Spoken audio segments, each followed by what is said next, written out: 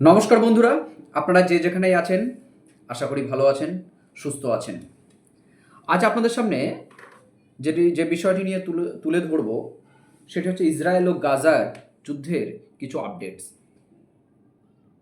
ইতিমধ্যে আপনারা প্রত্যেকেই অবগত যে দীর্ঘদিন ধরে ইসরায়েল ও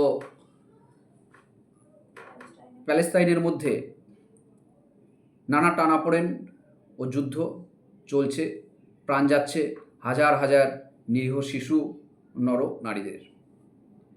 বিশ্বজুড়ে বিভিন্ন সূত্র অনুসারে আইডিএফ দক্ষিণ গাজা উপত্যকার মোরাক করিডোর দখল করতে সম্পন্ন হয়েছে, যার ফলে খান ইউনিস থেকে রাফা শহর সম্পূর্ণ বিচ্ছিন্ন হয়ে গেছে। রাফা এখন সম্পূর্ণরূপে সামরিক বাহিনী দ্বারা বেষ্টিত। ৩৬তম ডিভিশন মোরাক করিডোর দখল করে এবং গাজা ডিভিশন মিশর গাজা সীমান্তবর্তী ফিলাডেলফিয়া করিডোর এ কাজ করছে। সূত্র মারফত এই খবর পাওয়া যাচ্ছে সেনাবাহিনী এখন রাফার যেসব এলাকায় এখনও পৌঁছায়নি সেখানে ভবিষ্যতে অভিযান চালাবে, যেখানে হামাস বাহিনীকে পরাজিত করার জন্য এখনও পর্যন্ত পৌঁছায়নি আইডিএফ বাহিনী। আইডিএফ বা ইসরায়েলের ডিফেন্স ফোর্স প্রায় ২ সপ্তাহ আগে রাফায় বেসামরিক নাগরিকদের জন্য সরে যাওয়ার সতর্কতা জারি করেছিল।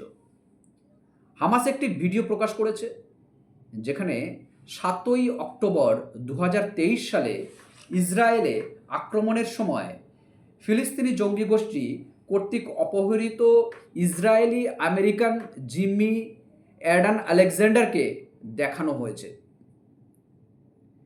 রবিবার গাজার একটি প্রধান হাসপাতালের ভিতরে ২টি ইসরায়েলি ক্ষেপণাস্ত্র আঘাত হানে, যার ফলে জরুরি ও অভ্যর্থনা বিভাগ পুরোপুরি ধ্বংস হয়ে যায় এবং অন্যান্য কাঠামো ক্ষতিগ্রস্ত হয়ে যায়। চিকিৎসকরা জানিয়েছেন এই তথ্য। হামলার কিছুক্ষণ আগে ইসরায়েলি নিরাপত্তা বাহিনীর সদস্য পরিচয় দেওয়া এক ব্যক্তির ফোন পেয়ে আল আহিল আরব ব্যাপটিস্ট হাসপাতালের স্বাস্থ্য কর্মকর্তারা ভবন থেকে রোগীদের সরিয়ে নিয়ে যেতে সক্ষম হন। এর পাশাপাশি গাজার স্বাস্থ্যমন্ত্রী বলেছেন যে গাজার বিরুদ্ধে ইসরায়েলি যুদ্ধে কমপক্ষে ৫০,৯১২ জন ফিলিস্তিনি নিহত হয়েছেন ইতিমধ্যে এবং ১,১৫,৯৮১ জন আহত হয়েছেন।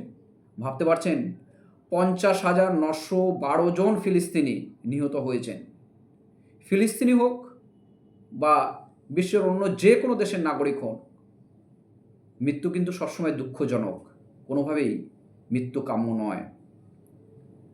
গাজা উপত্যকায় ইসরায়েলি কর্মকাণ্ডের নিন্দা জানাতে বাংলাদেশের রাজধানীতে হাজার হাজার বিক্ষোভকারী সমাবেশ করেছেন। কোনো কোনো সংবাদ মাধ্যম এও দাবি করেছেন যে বিক্ষোভকারীর সংখ্যা প্রায় ১০ থেকে ১৫,০০০-এর বেশি ছিল। ঢাকা বিশ্ববিদ্যালয় এলাকার সোহরাওয়ার্দী পার্কের বিক্ষোভকারীরা জড়ো হন।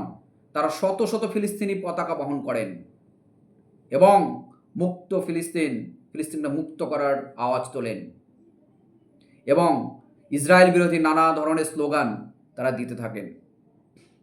ক্ষোভ, একগ্রাস ঘৃণা ইসরায়েলের প্রতি তারা প্রদর্শন করেন। ইতিমধ্যে মিশরের রাষ্ট্রপতি আবদেল ফাতাহ আল সিস কায়রোতে সফররত ইন্দোনেশিয়ার রাষ্ট্রপতি প্রবায়ো সুবিয়ান্তোর সাথে আলোচনা করেন।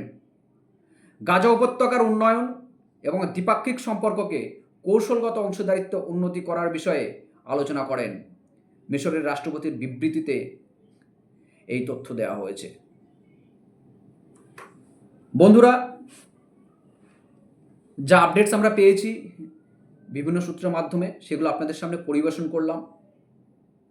আপনার একটা সাবস্ক্রাইব আর লাইক আমাদের সত্য খবর পরিবেশন করার সাহস বাড়িয়ে দেয় অনেক গুণ।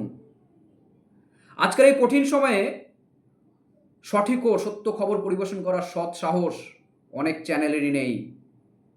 সেই জায়গায় দাঁড়িয়ে আমরা আপনাদের কাছে সত্য সঠিক খবর তুলে ধরতে দায়বদ্ধ। আমরা সদা সচেষ্ট থাকব, অল্প হলেও খবর এবং যে তথ্যটি আপনাদের সামনে পরিবেশন করছি সেটায় যেন কোনো রং চং মাখানো না থাকে এবং অতিরঞ্জিত করা থেকে যেন আমরা বিরত থাকি। নমস্কার। গাজা সম্বন্ধে সমস্ত আপডেটস পেতে, গাজা ইসরায়েল যুদ্ধ সম্বন্ধে সমস্ত আপডেট পেতে আমাদের পেজটি ফলো করুন, অবশ্যই একটা সাবস্ক্রাইব করুন, একটি লাইক করুন, এতে আমাদের সাহস আরও বেড়ে যায়। নমস্কার।